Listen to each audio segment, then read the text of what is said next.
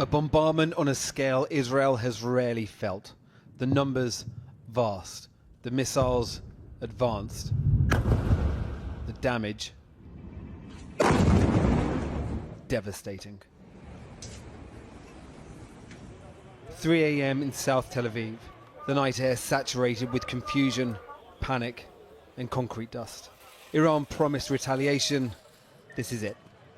This is a residential neighborhood, Bat Yam. The strike happened about 40 minutes ago. You can just see this is the apartment building that was struck. Around us is a sea of people looking to find out what happened to the neighbors and emergency workers. Lots and lots of emergency workers. We've just seen some guys turn up, which would look like heavy-duty drilling equipment. Search and rescue teams were quick to climb into the wreckage. They would still be clawing through the rubble come morning. What was the feeling like? The feeling, no, rooms, it's going, yes, and in apartment don't have glass, there's window, nothing. It's all gone.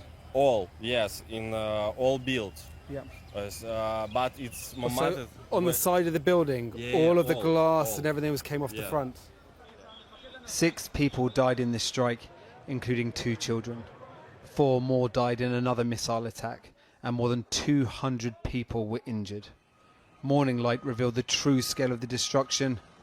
By mid-afternoon, emergency workers said 7 people were still missing. In all, a toll high enough to force the Israeli president onto the streets this morning and defend the decision to wage war on Iran. So we are basically defending not only Israel, but the Middle East, humanity itself, world peace. And I call upon the leaders of the G7 who will convene tomorrow in Canada. They should all be with us. Because if you want to get the nukes out, you better work together with us and make sure that Iran does not reach its capability. There is no sign of de-escalation.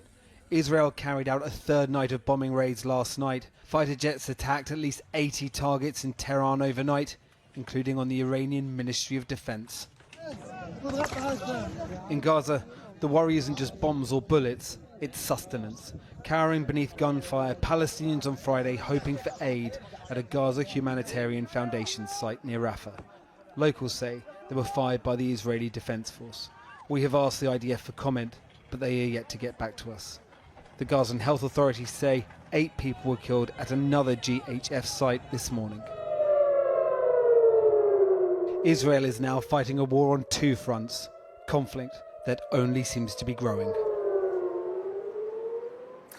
In the last few moments, we've had an update on the number of dead. So overall, the figures now stand at 11 dead in those attacks last night. At that incident I was at in Bat Yam, it's 7 dead and 3 people are still missing. In the last half hour, Benjamin Netanyahu has said, quote, "We will deliver them a crushing blow." That blow isn't just militarily, though, looking for the nuclear program. It is economic.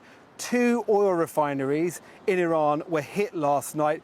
The Iranians have confirmed that. Iran's economy is already in a perilous state. The regime relies heavily on that oil. In return, Iran have also fired up on Haifa, the oil distilleries here. The problem here in Israel, though, is less economic. A new fear has descended upon Tel Aviv. Paul McNamara reporting live for us there. Thank you, Paul, in Tel Aviv. Now, Keir Starmer's landed in Canada for the meeting of the G7, with the conflict in the Middle East very high on the agenda. The PM says he'll call for de-escalation, while he also confirmed the UK will be sending more military jets to the region. Our political editor, Gary Gibbon, is in Ottawa. Keir Starmer came to Canada a day early, ahead of the G7 that starts this evening across Canada in the Rockies. He wanted to show solidarity with Mark Carney, Canada's Prime Minister, and boost an economic conversation, which the government hopes could end in a trade deal. The 2 leaders went to a bar showing Mark Carney's beloved ice hockey. The agenda for this summit was already pretty packed before the conflict between Israel and Iran kicked off. It is a conflict with enormous potential for fallout. The Prime Minister's been confirming while he's out here that Britain has sent Royal Air Force aircraft, Voyagers and Typhoons to the region, but he's being non-specific, very carefully non-specific about what they're there for. He says they're there for contingencies. Now that could mean protecting British bases. It could mean, as Britain has done twice in recent times, intervening to try and help Israel defend its own airspace from Iranian attack. How much this conflict escalates, well, much of that depends on the man who's going to be turning up at the G7, Donald Trump, not a man with an enormous fan following in Canada.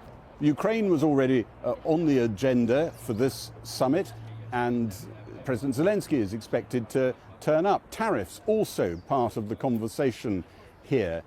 The world's attention will be on Donald Trump. America gained a reputation amongst some as the world's policeman for decades after the Second World War. Nobody quite knows how this particular policeman, with a taste for occasionally being the wrong side of the law, some would say, is going to handle this enormous crisis in the Middle East.